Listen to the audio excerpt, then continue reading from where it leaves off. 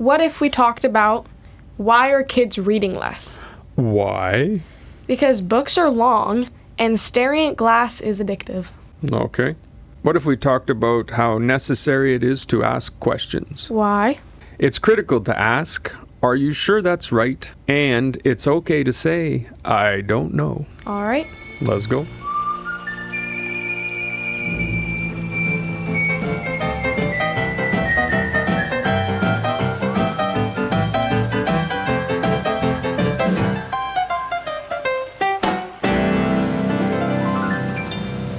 Hello there, Irish. Hello, Dad. How be ye? Good, you? Excellent, thank you. You're leading us off here, are you? I am. Mm-hmm. That's some sort of an investigation of the dearth of reading Whatever in dearth the world means, of children, huh? Yeah. All right. Lack guess. thereof. Dearth, lack thereof. Okay. All right. Thank you. Good to know. What I really wanted to talk about was whenever I meet kids, one of my first questions is, oh, do you like reading? Because I love reading so much. Like, I just find joy in it, and I really enjoy talking about my books. Mm-hmm. And I find it kind of hard to believe that most kids now don't enjoy reading. Something that I came across in my investigation, I read articles from teens themselves, articles from teachers. A lot of what they said was basically that in their mind, it doesn't fit into this modern era. To them, what is the normal is getting on their phone every morning and checking Snapchat. Yeah. This has been ongoing, though, I think, even before the phones. Like, even with the generations prior to that. It started around, people suspect, when DVD or, like, movie... You know the store, I don't know what they're called because that's like not my time. Blockbuster, the right, stores, like that. yeah. That's around when it started, the downfall of it started. That makes sense. Because now you could go and you could rent or buy a movie for the same price that you could rent or buy a book. Yeah, that makes sense, actually. So never thought of that. That was when it all kind of started derailing, I guess you could say. People were finding replacements for the time they spent reading a novel or a book. And one of the main arguments is that apps like Snapchat, TikTok, Instagram are one of the big reasons that kids don't read as much anymore, which, I mean, yeah, that is a large reason as to why. But I would also actually argue that TikTok is a good thing for reading because I was in a really bad reading block, like for almost a year. It was that bad. And I got onto the book talk side of TikTok, I guess you could say. And it got me back into reading. And now I'm reading a book that I really, really like. I really do think that it just depends on what side of the internet you're on and what kind of kid you are. I think that reading in general just isn't for everybody. That's for sure. So, for some people, it's hard. Their brains aren't wired for it. It's hard to focus, concentrate. Yeah. Do I also think that it has to do with the internet and just the modern world? Yeah, I do. A lot of it has to do with school, too. Once again, it comes back to that. I think schools try because everybody recognizes the importance of reading. I mean, it's what separates us from the rest of the beasts, isn't it? Is our ability to disseminate information, pass information along. I mean, without reading, I don't know how you would learn anything. Right. I guess the argument today, though, is, and it's hard for teachers to overcome this, is that the tool in your hand will give you all of the knowledge you need. So kids are like, what do I need to read for? It's hard work, man. I can just turn on my tool and somebody will tell me. I don't need to read. But you do. I mean, information is always going to be passed through reading. Yeah, if you can't read, imagine if you can't actually read, like if you're illiterate, right? Yeah. You're at such a significant disadvantage in the world. Oh, for sure you are. Well, my thinking was that it would have started, kids being on their phones more often would have started more recently with the newer phones, like iPhone 11 and up. Yeah. But actually, by 2016, the average 12th grader said that they spent around 6 hours a day texting and on social media. That's crazy. And online. And that's only including like a few things, but then add up, video games, movies. And now there's just 10 years later. I remember back then. Oh my God, now there's there VR, was plenty of ways to there's- waste. Oh, there's so much. It's just more ways to waste time. Exactly. But it was easy to burn through, time on whatever, some goofy little app. Definitely. Now it's just Well, and I think it has a lot to do incrementally with easier. what kind of parents you have growing up as well. If you grow up with parents that are constantly trying to get you to read and telling you that reading is fun, just like all things, if you're pushing your kid to do something that you think that they might like, or just pushing them to do something that you think would be productive for them, I think that would seriously help a kid too. It's huge. Because growing up, you were always telling me to read, and I always had books in my room, and it's leading by example though too, right? Yeah, I always saw you read. Yeah, there's books all throughout the house. Every room had books. I was always reading. I mean, that goes a long way towards it, which Definitely. explains this way we're going, right? The generations are reading less, so then their children are reading less because nobody's showing them any reason to read. Yeah. Like if you grew up in a house without books, nobody's reading, well, what do I need to read for? They're not reading. I can. Yeah. I wish that teachers would push it more too. That was another one of my big things, because especially for me, from personal experience, we would always have teachers send us home with novels that we were supposed to read. Yeah. But almost always they were novels with a movie, or the kind where they were super short, so Right. you could look up the book and it'll tell you exactly what it's about in a whole paragraph. Yeah. And You didn't actually have to read yeah, it. and the other thing was they just straight up didn't really seem to care either. Like, I did not have a student, I'm 14. But in my class, there was this kid who read the Coraline book, air quotation marks, Yeah. around read. Yeah. She came into class and she was giving a presentation on it, because we all had to present a slideshow on our books. And she said, and then she finds a little door in her living room. And in my head, I was so annoyed, because those who know me know I'm a Coraline stan. And I was so irritated because in the book, it's a normal sized door. It's not a small door. I'm not proud to say this, but I did go to the teacher and say, Miss, in the book, it's a big door, not a little door. You were a snitch. And it's one of those moments where I look back on it and I'm like, wow, Scout, Snitch. awesome. My point is, though, that the teacher did not care at all when I brought that forward.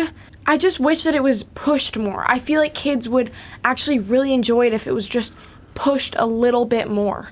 I think insanely reading is marginalized. It's underemphasized. It's not considered that big of a deal. It's this weird thing where it's clearly critical, but yet somehow it's not exalted. Yeah.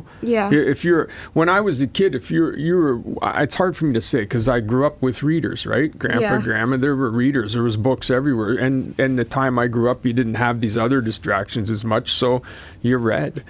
And reading was awesome because it transported you to another world. But it requires some kind of commitment. You have to sit there and read. So once you start doing it, you're like, whoa, this is amazing. But for little kids, that's not the case. So how do you get them to feel that way about it? And I think a lot of it is that there's less and less people that feel like that about it, including teachers. So you'll have teachers who, they also are reading, whatever. I mean, you learn the words, you can, as long as you can get online and find out what you need, you're good. It does actually make me kind of upset that it's not as popular within my age group, because I just do feel like it's something that kids would really benefit from, even just mentally. Like, I just feel like it's for sure really good for you. And it's even sad if it's for just you. to sit down. I want to talk about books with people. Exactly. You want to be able to say, oh, did you read this? And you can't find anybody who cares. Whenever I make a friend and I ask them if they like to read and they tell me they do, I get so happy. Like, I met a girl who, I was going through her TikTok account and I saw she reposted a video about my favorite book series. I genuinely was so happy. I was like, oh my God, they're out there, guys. Yeah, no, it's huge, isn't it? Yeah. And it tells a lot about a person, doesn't it? It does. If somebody is a reader, likes to read, that says something. Oh, definitely. Yeah. It really does. It does really say something does. about a person. Very much does. You got any more facts there? I saw in your notes you had a bunch of facts. Online time has doubled since 2006, and social media use moved from a periodic activity to a daily one. By 2016, nearly 9 out of 10 12th grade girls said they visited social media sites every day. Yeah. And that's in 2016.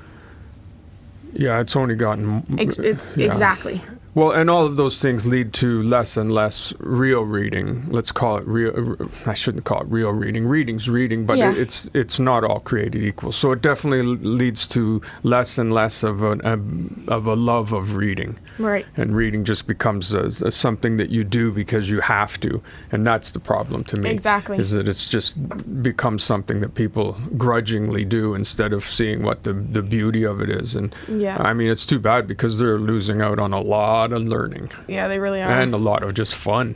Yeah. Guys, pick up a book. I promise it's not that bad. Go ahead and drop a comment of your favorite book that you've ever read. Okay, now. Awkward. Wow, Dad. I mean, I know it's not. It just seems Wow. awkward to me. I know that's actually how the game is played, Irish. That's that's Say it. say what? Go ahead and drop a comment. Say it. There's no chance, man. Dad. All right, let's go. All right. Now you have. I am never going to say that. Never. Now you'd like to talk to us about questions.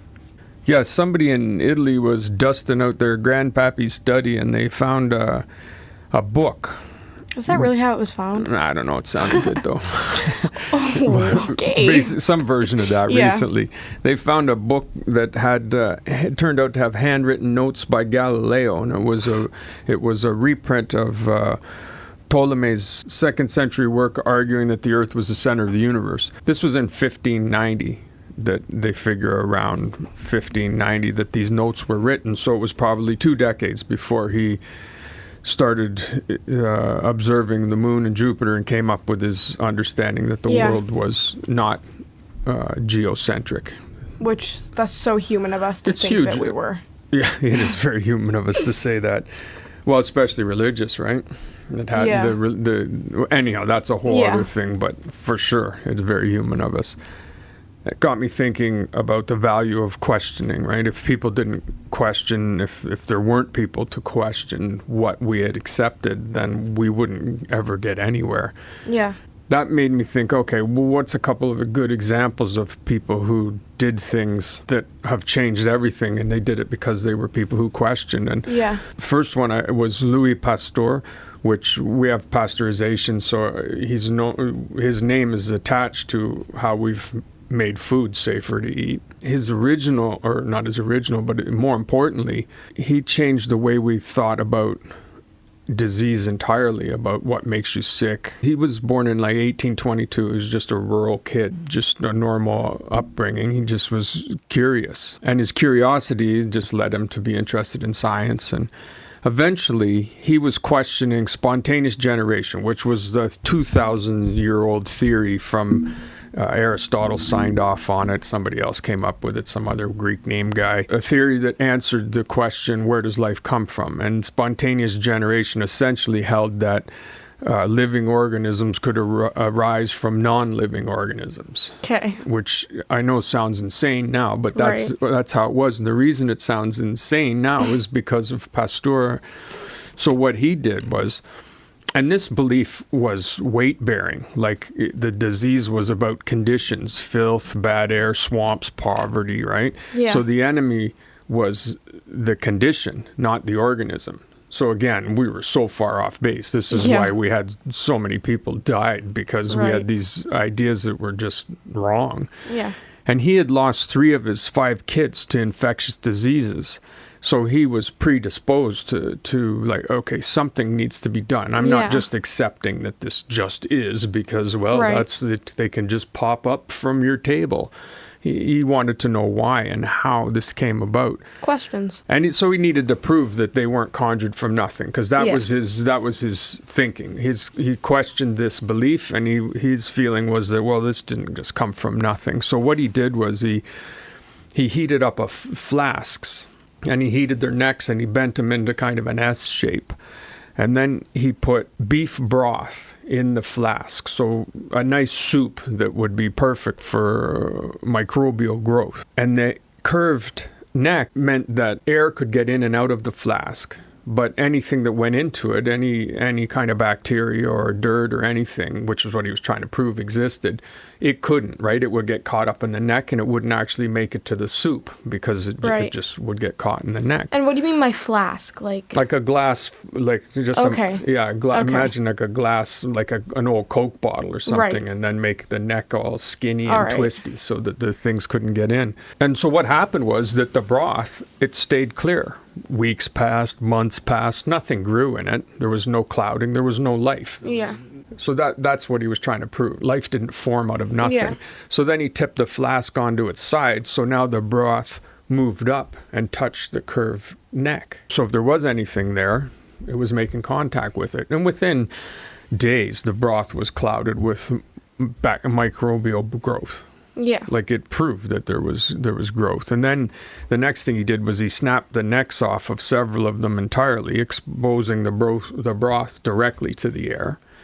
So he didn't tip them over, he just snapped the necks off. The broth was there on the table and growth appeared rapidly. So it was the same broth. It was the same air. The only thing that was different was whether the particles could reach it. So the life had come from the air, from living things riding in the air. Yeah. Or it didn't come at all. Right. And that was huge. Like that changed everything because then, go ahead. Because it's like if then, because he was trying to figure out how to do it because his first thing didn't work. So if he did this, then maybe this would work. Exactly. And this changed everything, right? Hospitals redesigned around preventing microbial travel. Yeah. Rather than trying to improve the atmosphere, they were like, okay, things are in the atmosphere, but that's our problem.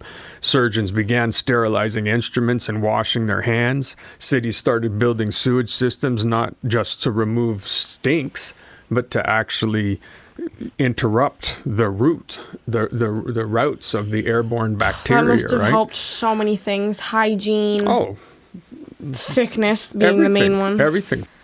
Yeah. So vaccination. That the whole enterprise of vaccination rests on the things that he came up with. That a specific organism causes specific disease. Yeah. Yeah, it changed everything, right? He proved that vaccinated sheep versus unvaccinated, given lethal or anthrax, all of the ones that he vaccinated lived, all the ones that were unvaccinated died. Yeah. He saved a kid from rabies. Like all of these things were what he did, right? Yeah. Just huge, and all because he had questions and he wanted them answered. And now modern medicine's kind of based on this: antibiotics, health infrastructure, germ-specific treatment, and it's all because he would just ask what's really going on here. Questions. Yeah. Questions. The other one quickly was this is just cooler. There's this woman named Emmy Noether. I'm going to call her Noether. Noether. She was born in Germany. Paz could probably pronounce that better than I can. She was the daughter of a mathematics professor, so she grew up in the world of math. But she couldn't go to universities because she was a woman. 1882 she was born. Yeah. She spent years going to lectures that she wasn't supposed to attend, finally fought her way to a doctorate. She was brilliant, right? She worked in a university without pay, without a title, teaching courses while not receiving any money because she was because again, a woman, but she was functionally a professor, but officially had no ranking. She came up with a thing now that's called Noether's theorem, which is essentially every symmetry. Okay, this is going to be all nerdy and it's not relevant to parse it or figure it out, but every symmetry in the law of physics corresponds to a conservation law. So blah, blah, blah. Essentially what she did was Einstein's general relativity, when he was working on it, was producing a problem. It was an embarrassing problem, a mathematical one. Whenever physicists applied the equations to certain situations, energy didn't seem to be conserved, energy conservation was a basic principle. A fundamental assumption of physics is the conservation of energy. And Einstein knew something was wrong, but he couldn't figure out what. And this question was handed to her, and she figured it out. What she essentially did was figure out, why does the mathematics of general relativity behave so strangely around conservation laws? She figured out what's going on underneath that. The effect of that is that every quantum field theory, every particle accelerator, everything, every cosmological calculation using general relativity, Einstein runs on her theorems. That's amazing, man. And this is less about somebody asking a question, although clearly she asks so many questions to keep on fighting through this system that's trying to not allow a woman to have a say. It's amazing. She didn't just fix Einstein's problem. She found out why conservation laws exist at all. Yeah. Which is why a fundamental principle is a fundamental principle. We don't know her name. You never know her. No, you never I had heard no her idea name. who this Einstein, woman was. you know him and his hair. And he, of course, is responsible for all this, but the role she played in it is huge. Wow. You know, before her, we knew that energy was conserved because every experiment showed it. But after her, we knew why. Right. That's amazing. That is amazing. I agree. So there you go. I just thought that was interesting. People should know some of these people, and they should. Me too. Like, I never heard of her until I started thinking, like, who else is an example of this? So there you go. Well, thank you. A little nerd diversion. You sure did. Oh, you can imagine how much nerdier I wanted to go. I can. And I believe you have another question for me now. Yes, Irish. What non-spiritual question would you like answered? So not like, oh, is there a God? Or like, what's a non-spiritual question? And I have my answer, and I've been having my answer. Okay. What are black holes? If I don't get that answered, you were gonna, if I don't get that answered by the time I die, I will actually, there will be like a missing piece of me. Oh, wow. Let's not. No.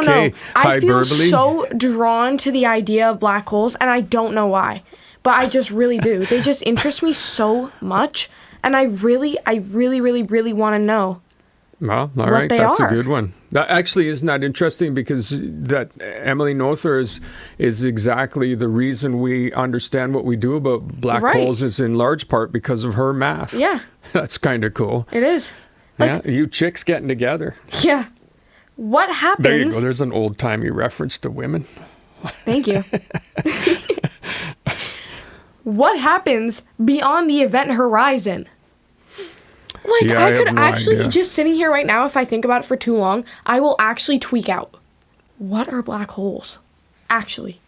Yeah, Madish had that video that he found that he was showing me. I told him to send it to you, where essentially the upshot of it is that we just get yum by black holes, man. They just get together eventually and eat us all until there's one giant black hole that just eats everything, and then there'll be nothing. Right, which makes it completely possible, because that's a very big theory that a lot of people think. Yeah. Including me, which makes it very probable that we're all inside of one giant black hole right now that we believe is the universe. I mean, that could very well be. Which technically is the universe. We really know nothing.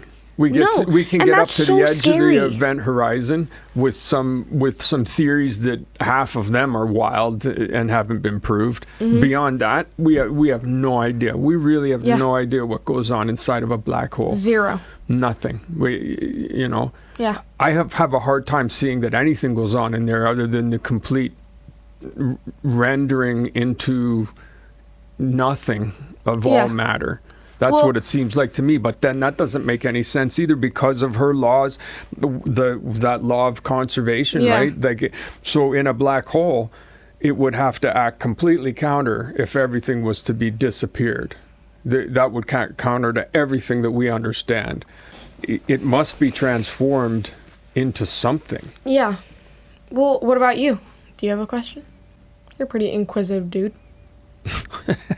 I would like to think I'm an inquisitive dude. You are. You've accomplished that. Yeah, I would like to know how water formed. Okay. Because for us, that's how life formed. So if you back it back up, then you need the water for our carbon-based life and our understandings. You need water to have life as we understand it. So how did the water form? Okay, that's a good one. Yeah, I like because that they don't one. really know yet. They don't the same kind of Yeah. thing. Like water's a huge mystery, right? It's one of the cool mysteries, water. Like there's so much about it we don't understand. Like it's simple little chemical makeup, and yet we don't really understand how it formed. The universe is scary, but I love to ponder it. Yeah, existence is magical. We be tripping now. Okay, awkward. Oh my God! No, you can't. We already used one awkward up today. All right, episode the 71st. Yep. I love you very much. I love you too. And I will see you Next time, and probably in a few minutes. Seconds even. Mm-hmm.